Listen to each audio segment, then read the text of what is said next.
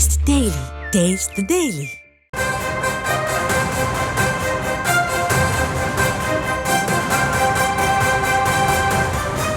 அண்மை செய்தியை பார்த்து வருகிறோம்.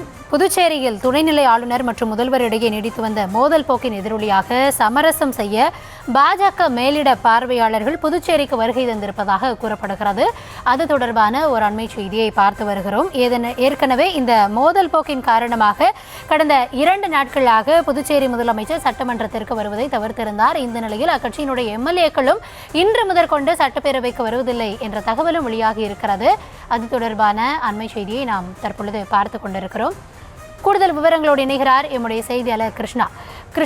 புதுச்சேரியில் நடைபெறக்கூடிய இந்த அரசியல் நகர்வுகள் தொடர்பான விரிவான விவரங்களை பதிவு பண்ணலாம்.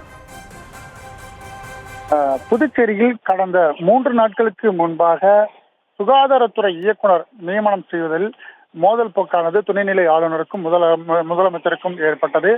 இது தொடர்ந்து 3வது நாளாக நீடித்து வருகிறது. முதலமைச்சர் ரங்கசாமி கடுமையான தன்னுடைய துறையில் இருக்கக்கூடிய ஒரு இயக்குநரை கூட நியமிக்க முடியாத நிலையில் இங்க புதுச்சேரியில் எதற்கு இந்த நாற்காலியில் நான் அமர வேண்டும் என அவர் கடுமையாக தன்னுடைய ஆதரவாளர்கள், தன்னுடைய சக சட்டமன்ற உறுப்பினர்கள், அமைச்சர்களுடன் அவர் தெரிவித்ததாக கூறப்படுகிறது. இந்த நிலையில நேற்று புதுச்சேரி அருகே இருக்கக்கூடிய ஆரோவில் பகுதியில் சட்டமன்ற உறுப்பினர்களுடன் அவர் தீவிர ஆலோசனை நடத்திய பிறகு தனியார் ஹோட்டலில் சட்டமன்ற உறுப்பினர்கள், அமைச்சர்கள் தனியாக பேச்சுவார்த்தை நடத்தி ஒரு தீர்மானத்தை நிறைவேற்றியிருக்கிறார்கள்.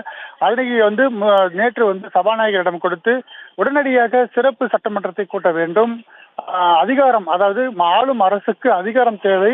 அதனால் மாநில அந்தஸ்து வலியுறுத்தி ஒரு தீர்மானத்தை நிறைவேற்றி நேரடியாக மத்திய அரசுக்கு சென்று, அதாவது டெல்லிக்கு சென்று பிரதமரை சந்தித்து ஒரு தீர்மானத்தை வலியுறுத்த வேண்டும். உடனடியாக மாநில அந்தஸ்து புதுச்சேரிக்கு வழங்க வேண்டும் என வலியுறுத்த வேண்டும் எனவும் அனைத்து சட்டமன்ற உறுப்பினர்களும் டெல்லிக்கு செல்ல வேண்டும் என அவர்கள் சபாநாயகரிடம் கோரிக்கை வைத்திருந்தனர். இந்த நிலையில் நேற்று இன்றும் முதலமைச்சர் ரங்கசாமி தற்பொழுது வரை அவர் முதலமைச்சர் அலுவலகத்திற்கு வரவில்லை, சட்டமன்றத்துக்கு வரவில்லை.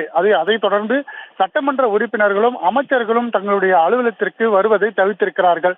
எப்போது முதலமைச்சர் ரங்கசாமி சட்டமன்றத்திற்கு வருகிறாரோ அதன் பிறகுதான் நாங்கள் சட்டமன்றத்துக்கு வருவோம் என கூறியிருக்கிறார்கள். அந்த நிலையில தற்போது பாஜக மேலிட பொறுப்பாளர் நிர்மல்குமார் சுவரானா தற்போது புதுச்சேரிக்கு வந்திருக்கிறார்.